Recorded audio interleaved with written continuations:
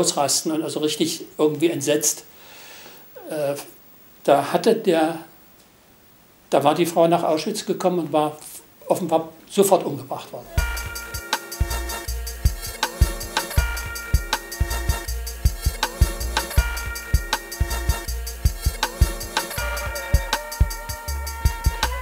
Dass es Konzentrationslager gab, war schon durch diesen Freund, der betroffen war, war mir klar.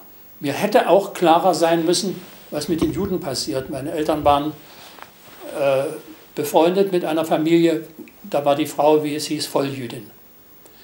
Sie waren sehr gut befreundet und die hatten 2 Kinder, 2 Jungs, 2 kleine Jungs, und der Mann war in der damaligen Sprache Arier. Im Unterschied zu Klemperer, wo der lange Zeit geschützt wurde als Jude durch die arische Frau. Wäre ja erst im Februar 1945 zum Abtransport vorgesehen gewesen, hat dort diese Frau das Ariertum des Mannes nicht geschützt, sondern sie ist schon 1942, muss das gewesen sein, 41, 42, ganz ziemlich zeitig, war sie plötzlich nicht mehr da. Und sie war früher öfter bei uns mit zu Besuch gekommen. Und ich habe damals nicht gewusst, dass auch das schon verboten war, dass man also gar keine Besuche mehr haben durfte von Juden. Da haben aber meine Eltern sich nicht drum gekümmert, sondern die war mit da. Und sie ist mir in Erinnerung auch als eine besonders,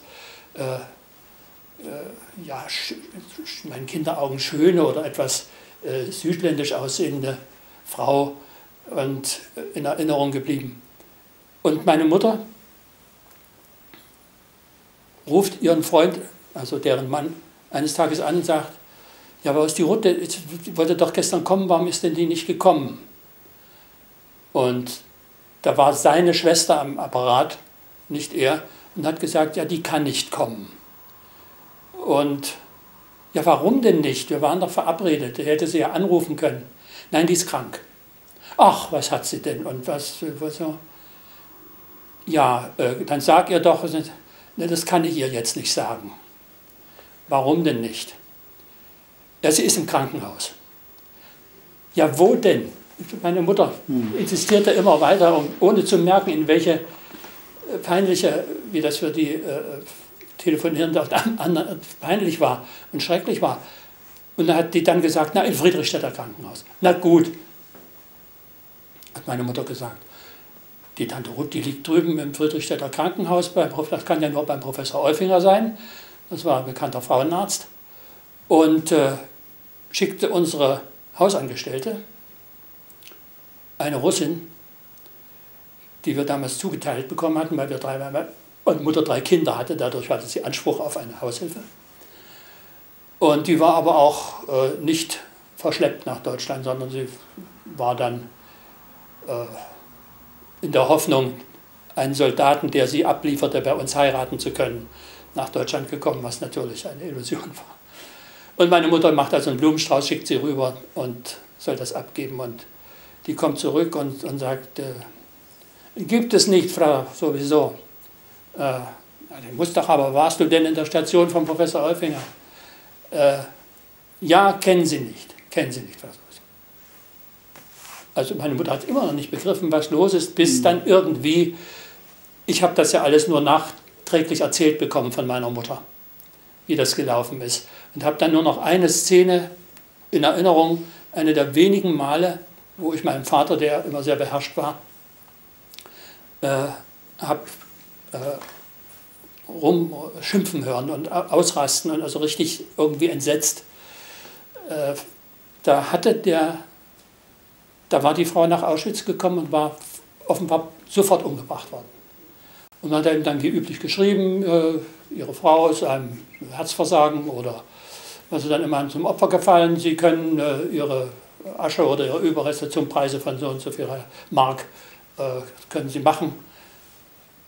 Und da hat er eine Anzeige in eine Dresdner Zeitung eingerückt. Meine geliebte Frau, die Mutter ihrer Söhne, Ruth sowieso, ist Also sinngemäß war es so einem tragischen Schicksal zum Opfer gefallen. Und mein Vater liest das und sagte, ist der wahnsinnig geworden. Das ist doch streng verboten, über jemand, der nun irgendwo, wir wussten es ja auch, meine Eltern nicht wie und wo, auf jeden Fall war sie verschwunden. Und da macht er so eine Anzeige. Ich dachte, jetzt werden sie ihm das Heimtücke-Gesetz zwischen die Beine schmeißen. Wusste ich damals auch nicht, was das ist. Das war ein extra geschaffenes Gesetz für bestimmte Fälle.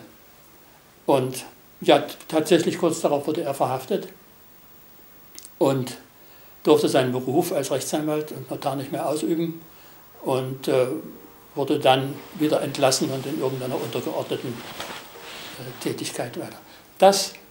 So griff das mal in die Familie rein. Ich habe damals weder nachgeforscht, sondern die war eben, meine Eltern haben immer gesagt, na, die ist nicht mehr da. Die ist nicht mehr da.